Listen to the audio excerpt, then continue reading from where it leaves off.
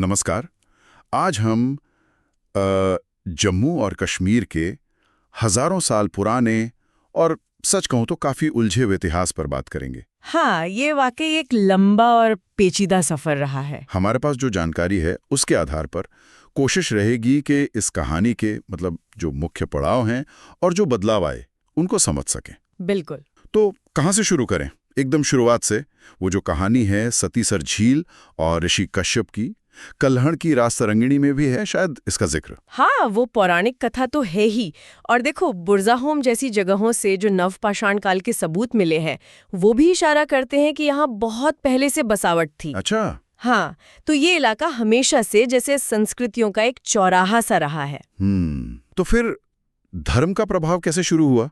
मैंने सुना है अशोक ने बौद्ध धर्म फैलाया था। हाँ, 3री शताब्दी ईसा पूर्व में सम्राट अशोक के समय बौद्ध धर्म यहाँ काफी फैला। लेकिन फिर 9वीं सदी तक आते आते करकोटा राजवंश के टाइम में शैव मत यानी हिंदू परंपरा ज्यादा प्रभावी हो गई। ओह अच्छा। और कश्मीर उस जमाने में संस्कृत और हिंदू दर्शन का एक बहुत बड़ा केंद्र बन गया था। ललितादित्य का शासनकाल तो मतलब कमाल का था, एक स्वर्ण युग मानते हैं उसे। हाँ, ललितादित्य का नाम तो सुना है। और जम्मू का इतिहास वो अलग है क्या? हाँ, जम्मू की कहानी थोड़ी अलग चलती है। वो राजा जम्बू लोचन की कथा से जुड़ती है। खैर, कश्मीर में फिर एक बड़ा बदलाव आया 13वीं-14वीं सदी में। इस्लाम का आगमन। बिल्कुल। 1339 में शाह मीर ने अपना राजवंश शुरू किया। और यहीं पर वो दिलचस्प बात आती है जो आप पहले कह रहे थे, सुल्तान सिकंदर और ज़ैनुल आबिदीन वाली। हाँ, एक तरफ सुल्तान सिकंदर, जिन्हें बुत शिकन यानी मूर्ति तोड़ने वाला कहा गया, और दूसरी तरफ उनके ही बेटे ज़ैनुल आबिदीन, जिन्हें बड़शाह यानी महान राजा का लक़ब मिला। कितना फर्क है, एक ने तोड़ा दूसरे ने जोड़ा। सही कहा। ज़ैनुल आबिदीन ने धार्मिक सहनशीलता दिखाई, कलाओं को बहुत बढ़ावा दिया। वो जो मशहूर लकड़ी की नक्काशी है, पश्मीना शॉल बनाने की कला, ये सब उनके दौर में खूब फला फूला। तो एक तरह से कश्मीरी पहचान को उन्होंने मजबूत किया। हाँ, कह सकते हैं। उन्होंने एक मिली-जुली कश्मीरी संस्कृति को बढ़ावा दिया।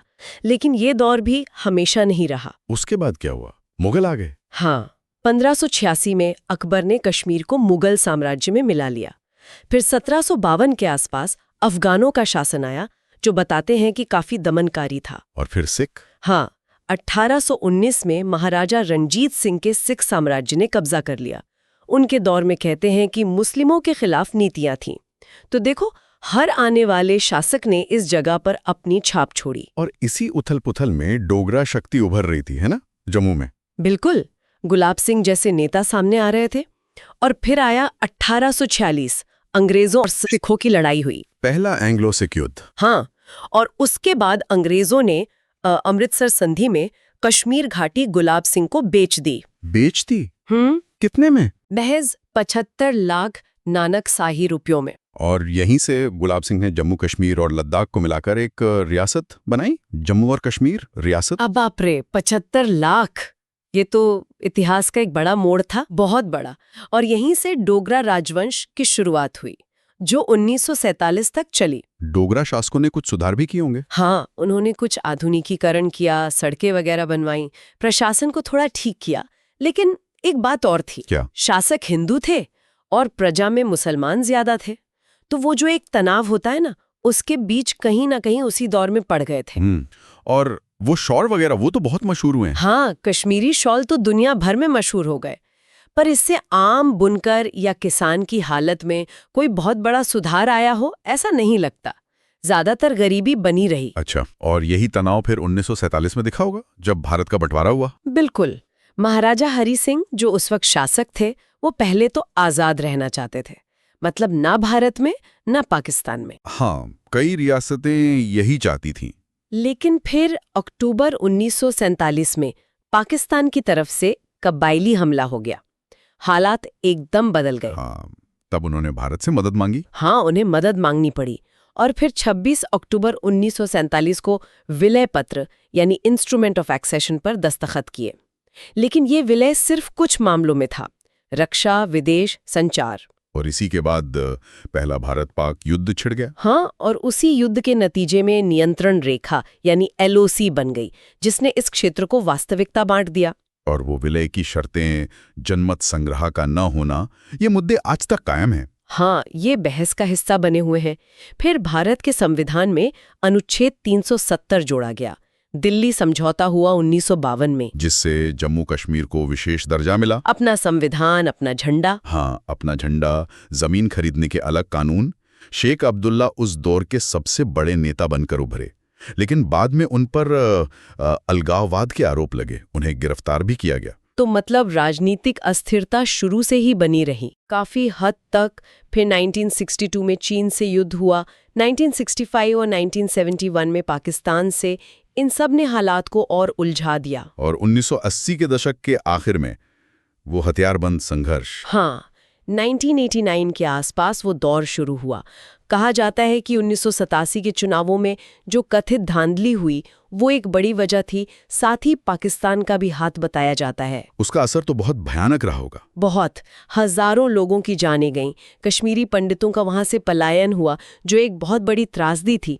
और AFSPA जैसे कानून लागू हुए, जिन पर हमेशा से सवाल उठते रहे हैं। और फिर 2019 में एक और बड़ा मोड़ आया, अगस्त में। हाँ, जब भारत सरकार ने अनुच्छेद 370 और 35A को निरस्त कर दिया, यानी विशेष दर्जा खत्म। विशेष दर्जा खत्म कर दिया गया और राज्य को 2 केंद्र शासित प्रदेशों में बांट दिया गया, जम्मू और कश्मीर, जहां विधानसभा होगी, और लद्दाख, बिना विधानसभा के। सरकार का तर्क था कि इससे पूरा एकीकरण होगा, विकास तेज होगा। हाँ, ये सरकार का पक्ष था, लेकिन जिस तरह से ये किया गया, लॉकडाउन, नेताओं की गिरफ्तारियां, उसकी काफी आलोचना भी हुई।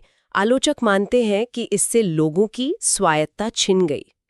तो मतलब इस पर भी अलग अलग राय हैं। बिल्कुल। हाल की बात करें तो दिसंबर 2023 में सुप्रीम कोर्ट ने अनुच्छेद 370 हटाने को सही ठहराया, लेकिन साथ ही सितंबर 2024 तक चुनाव कराने का आदेश भी दिया। और चुनाव हुए भी? हाँ, 2024 में चुनाव हुए और JNC कांग्रेस गठबंधन की सरकार बनी है। उमर अब्दुल्ला मुख्यमंत्री बने हैं। ये एक तरह से केंद्र की निगरानी में ही सही, पर राज्य के दर्जे की आंशिक वापसी जैसा है। एक बात और हमें ये भी ध्यान रखना होगा कि जम्मू कश्मीर घाटी और लद्दाख, ये तीनों इलाके भी अपने आप में काफी अलग हैं। हाँ, उनकी अपनी अपनी पहचान है, अपनी संस्कृति, अपनी भाषाएं, और पूरा क्षेत्र अपने लोकेशन और पानी के स्रोतों की वजह से हमेशा से ही रणनीतिक रूप से बहुत महत्वपूर्ण रहा है। तो संक्षेप में कहें तो जम्मू और कश्मीर का इतिहास एक तरफ तो बहुत समृद्ध सांस्कृतिक विरासत दिखाता है, और दूसरी तरफ आधुनिक समय के बेहद जटिल संघर्षों की कहानी है। हाँ, जिसे अलग अलग शासकों, धर्मों और बाहरी ताकतों ने मिलकर घड़ा है। बिल्कुल। तो आखिर में श्रोताओं के लिए एक सवाल छोड़ जाते हैं। जब इतिहास में पहचान और शिकायतों की जड़ें इतनी गहरी हों, जैसा हमने अभी देखा, तो इस क्षेत्र में स्थायी शांति और आपसी समझ बनाने की दिशा में वो पहला सबसे जरूरी कदम क्या हो सकता है, जिससे ये जो संघर्ष का एक चक्र सा बन गया है, उसे तोड़ा जा सके?